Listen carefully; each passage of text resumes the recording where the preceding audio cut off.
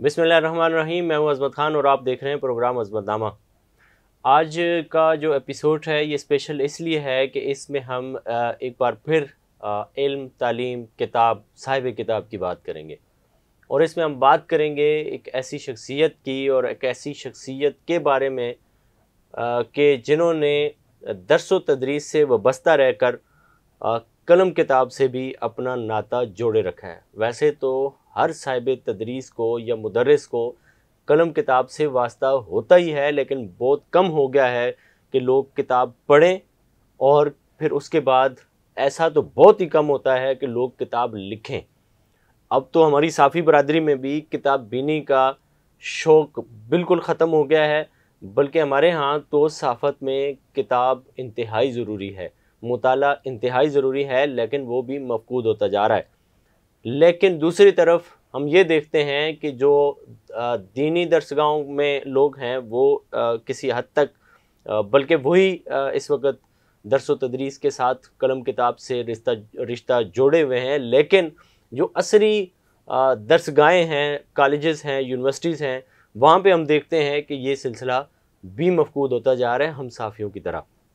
तो आज मेरे साथ मौजूद हैं प्रोफेसर डॉक्टर मोहम्मद इस्माइल बदायूनी साहब। इनसे बात करेंगे कि इन्होंने कौन कौन सी किताबें लिखी हैं और फिर बच्चों के लिए तफसील लिखने का ख्याल कैसे आया। अस्सलाम वालेकुम डॉक्टर साहब। डॉक्टर साहब, थोड़ा सा ये बताइएगा हमारे नाज़रीन को कि आप इस वक्त किस इदारे से एसोसिएट हैं और आपको ये बच्चों के लिए लिखने का ख्याल कैसे आया और बच्चों के लिए क्या क्या लिखा है आपने।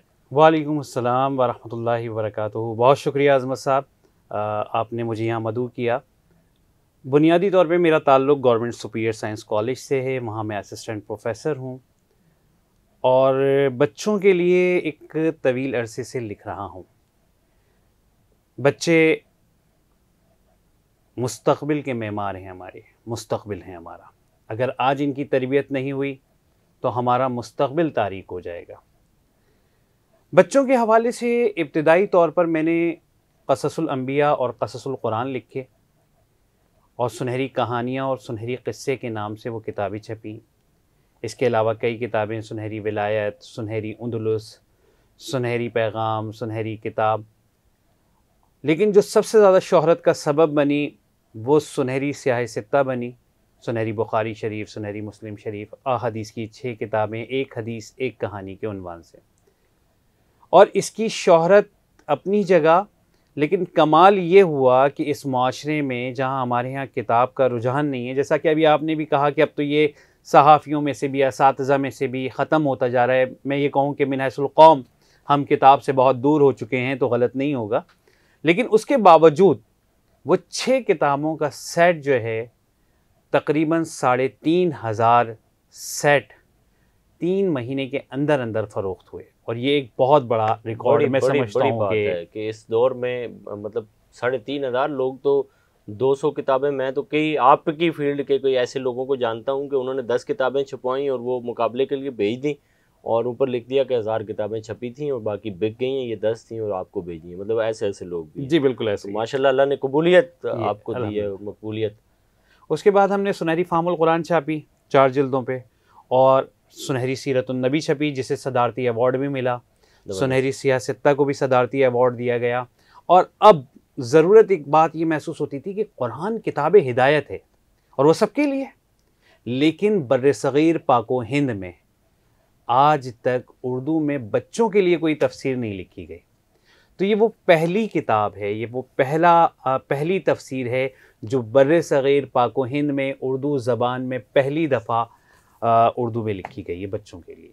नाज़रीन, ये बिल्कुल ऐसे ही है कि बल्कि बाज़ तफसीर तो ऐसी लिखी गई हैं कि जिसको उलमा भी साथ में डिक्शनरियाँ रख कर के समझते हैं, लुगात रख के समझते हैं। मतलब इतनी सकील ज़बान में लिखी गई हैं और उलमा भी उसके लिए दीगर सोर्सेज इस्तेमाल करते हैं। और बाज़ तफसीर ने बड़ी शोहरत पाई, उसकी वजह ये थी कि उनकी ज़ुबान जो थी, उनका अंदाज़ जो था वो बड़ा सलीस था, वो बड़ी मशहूर हुई हैं।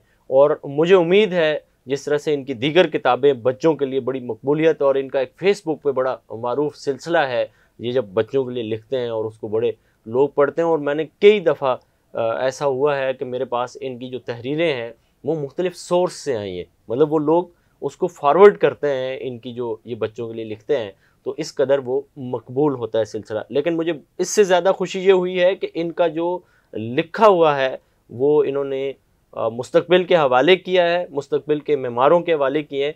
तो थोड़ा सा हमें ये भी बताइएगा कि आपको इसका फीडबैक कैसे आता है? मतलब आप बाहर जाते होंगे, लोग कहते होंगे हज़रत आपने वो लिखा है, मैंने पढ़ा है, मेरे बच्चे ने पढ़ा है। अज़मत साहब, बहुत अच्छा रिस्पॉन्स है। पेरेंट्स पढ़ाते हैं। मैं आपको अगर एक ऐसा अजीब व गरीब वाक़या सुनाऊँ कि कुछ हमने एक आयत एक कहानी का सिलसिला कोरोना के दौरान शुरू किया था कि बच्चे भी घर में हैं, फैमिलीज़ भी घर में हैं, तो एक आयत एक कहानी का सिलसिला और बड़ा मारूफ़ रहा। और ये सिलसिला बड़ा, अभी जब सुनहरी तफसीर कुरान हमारी शाया हुई तो एक फ़ैमिली ने मुझसे रब्ता किया बाहर मुल्क से और कहा कि आप हमें ये किताबें भेज दीजिए। ओवरऑल तमाम किताबें जो मेरी हैं वो तकरीबन हमने एक अनाउंस किया था कि रमज़ान में खुसूसी मुहिम के तहत 10,000 रुपीज़ का ये पैकेज होगा। तो उन्होंने वहाँ से रब्ता किया और कहा कि ये किताबें आप हमें यहाँ भेज दें। तो हमने उनसे कहा कि भाई 10,000 की किताबें हैं और 90,000 पोस्ट का ख़र्चा है, तो ये कैसे, मकसद हमें ख़ुद भी बहुत ज़्यादा वो हो रहा था कि बहुत ज़्यादा हो जाएगा। लेकिन उनका ये कहना था कि भाई हमारे बच्चों के लिए ये बहुत कीमती है, ये 90,000 और 1,00,000 रुपए नहीं है, हमारे बच्चों का मुस्तकबिल है, उनकी तरबियत है, उनकी आखिरत का भी मामला है। आप हमें ये भेज दें किसी भी कीमत पे, 90 क्या 2 लाख भी होते तो हम भेजते, मंगवाते आपसे। तो ये मुझे जब ये सारी बातें सुनी तो मुझे तो बहुत खुशी हुई। और इसी तरह से हम पाकिस्तान में बहुत सारी फैमिलीज़ को देखते हैं, मगर बड़े पढ़े लिखे लोग, मेरे कुलीग्स और दीगर लोगों को मैंने देखा, वो बताते हैं कि हम अपने बच्चों से अब ये कहानियाँ सुनते हैं। पिछले दिनों एक फैमिली के साथ मीटिंग हुई तो वो तो बाकायदा अपने ख़ानदान को हर माह मदऊ करते हैं और मदऊ करने के बाद उनके दरमियान मुकाबला कराते हैं कि किसने कितनी किताबें पढ़ी और इसमें क्या क्या सीखा, वो बताएं, और फिर उन्हें इनामात देते हैं। ये नाज़रीन मेरे लिए भी एक बड़ी दिलचस्प है कि आप 10,000 की किताबें हैं, मतलब उनका ये शौक़ देखें कि उन्होंने 10,000 की किताबें वो सारी मंगवाई और उसके ऊपर 90,000 मतलब उन्होंने ख़र्च बर्दाश्त किया है।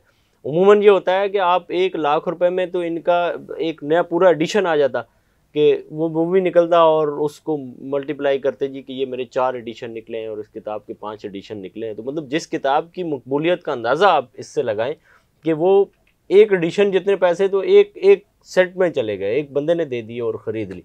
तो कितने ही लोग होंगे जो यहाँ पे ले करके उन्होंने खुद पढ़ी होंगी और आगे भी दे रहे होंगे। बिल्कुल ऐसे। तो अब इसके बाद आप क्या करना चाहते हैं? क्या कुछ और लिखने का भी इरादा है?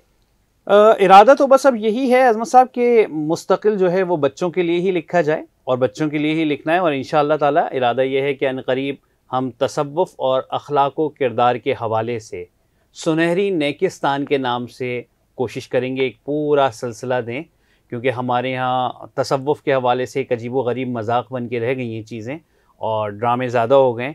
तो जो कुरान व हदीस है बुनियादी तौर पर और जो उनके अखलाक़ व किरदार को होना चाहिए, उन बच्चों की तरबियत के लिए हम इंशाअल्लाह सुनहरी नेकिस्तान के हवाले से 6 जिल्दों का सेट बहुत जल्द लेकर आएंगे अल्लाह ने इंशाअल्लाह। अच्छा, उस पे तो एक तो पेशगी आपको मुबारक हो। दूसरा मुझे ये बताइएगा कि मेरे कई दोस्तों से बात होती है और बल्कि मैं ख़ुद भी अपने बच्चों के हवाले से ये चीज़ फेस करता हूँ कि बच्चों के हवाले से जो यूट्यूब पे मवाद पड़ा हुआ है, इस पे हमारी मेहनत नहीं है। और आजकल आपने देखा होगा जो बिल्कुल ही यंग बच्चे होते हैं जो देखना चाहते हैं कोई और मोबाइल लिया और उसमें देखना शुरू कर देते हैं, तो उसके नुकसानात हैं। ज़ाहिर है वो जैसे ही देखते हैं तो नज़र का भी मसला है, तो किताब पे आना चाहिए, जेन्युइन चीज़ है। लेकिन आप कोई ऐसी चीज़ भी इरादा रखते हैं कि जो जिसको बच्चों के लिए कोई वीडियोस बनाई जाएं, उस तरह की कहानियाँ, जैसे अब जितना मवाद है ना वो इंडिया का है, उसमें ज़बान भी उसी तरह की हिंदी मिक्सचर है, फिर उसमें बड़ी अजीब अजीब चीज़ें मतलब हो जाती हैं, वो हम नहीं बर्दाश्त कर पाते। तो उसके साथ साथ फिर यूट्यूब एक दरिया है, फिर उसमें आप बहते चले जाते हैं और वो कार्टून और वो सारी चीज़ें। तो कुछ ऐसा है ज़हन में कोई इस तरह की भी तख्लीक की जाए? देखिए, मुस्तक़बिल में इरादे तो बहुत सारे हैं। एक तो इरादा हमारा ये है कि ख़ास तौर पे कार्टून्स भी जो दिखाए जाएं वो बहुत शानदार होने चाहिए और उससे अखलाक़ व किरदार बेहतर होना चाहिए, ना कि कोई इस तरह के कार्टून्स जिससे बच्चे की शख्सियत मस्ख़ हो जाए। लेकिन यकीनन अज़मत साहब यह बात तो आप जानते हैं कि कार्टून की एनिमेशन जो है वो बहुत महंगा काम है और आसान नहीं है, लेकिन इंशाल्लाह हमारा इरादा है कि ये भी हो और साथ में हम इस कंटेंट को बच्चों के ज़रिए से ही बयान करवाएं, क्योंकि जिन्स के करीब आती है। तो इरादा ये है कि इंशाल्लाह वीडियो चैनल भी होगा इसी वाले से मैं एक तजर्बा ये भी शेयर करता हूँ कि हमारे एक दोस्त हैं, वो इस पे इंशाल्लाह आपको तावन भी करेंगे। अगर आपके इक्विपमेंट जो आपको ज़रूरत होंगे तो मेरे एक दोस्त हैं, वो इस कार खैर के लिए देना चाहते हैं। उन्होंने कहा भाई हमसे जो हो सका हम करेंगे। वो इसी फील्ड के आदमी है। एक तो मैं आपको वो भी मिलाऊंगा, दूसरा ये जो इन्होंने जिन्स की बात की है, मैंने देखा गुज़िश्ता दिनों मेरे बच्चे यूट्यूब पे देख रहे थे, तो वो कोई छोटा सा एनिमेटेड किस्म की वीडियो थी और उसमें वो बड़ी ज़बरदस्त नेकी की उन बच्चों ने एक बुज़ुर्ग के साथ। तो वो मतलब अब जब हम गांव गए तो ये बच्चे दूसरे बच्चों को भी बता रहे थे कि नहीं, जब कोई गिर जाता है तो उसको इस तरह से करके उठाते हैं और उससे इस तरह से पूछते हैं। मतलब उनको हमने नहीं ये बात समझाई, उन्होंने वीडियो से सीखी कि एक बुज़ुर्ग हैं, वो बारिश के दौरान गिर जाते हैं और वो बहन भाई हैं, वो जाकर उनको उठाते हैं और उठा करके रेस्क्यू करते हैं और साथ में लेके आते हैं।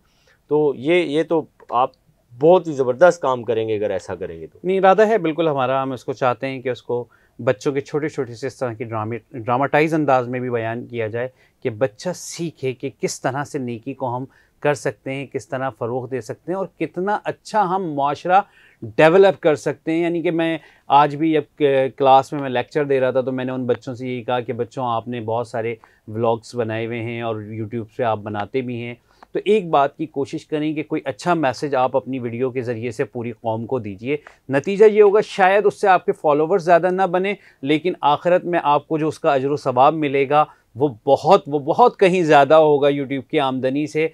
और पॉजिटिव रहें हमेशा। कोई भी आपका की वीडियो जो है वो क्लिक कर गई तो आपका चैनल ऊपर चला जाएगा, लेकिन हमेशा बस पॉजिटिव रहिए आप। तो ये तो हमारा इरादा है और हमारा काम ही बहैसियत उस्ताद ये है कि अपने बच्चों को हम एक पॉजिटिव वे की तरफ लेकर जाएं। डॉक्टर साहब, आपका बहुत शुक्रिया, आपने अपने कीमती वक्त में से हमें वक्त दिया और इंशाल्लाह हम आपको दोबारा भी ज़हमत देंगे अपने स्टूडियो में। जी ज़रूर। नाज़रीन, आपने किताब के बारे में सुना और साहिब किताब से सुना, सबसे बड़ी बात यह है। और जहाँ जहाँ तक आपसे मुमकिन हो सके आप इन किताबों को ख़रीदिए, ख़ुद पढ़िए। अगर ख़ुद नहीं पढ़ सकते तो किसी ऐसी फैमिली को, किसी ऐसे शख्स को दीजिए जो ये पढ़ें, ताकि ये आपके लिए भी सदका जारिया हों। इसी के साथ अपने मेज़बान अज़मत ख़ान को दीजिए इजाज़त। अल्लाह ने के बाद।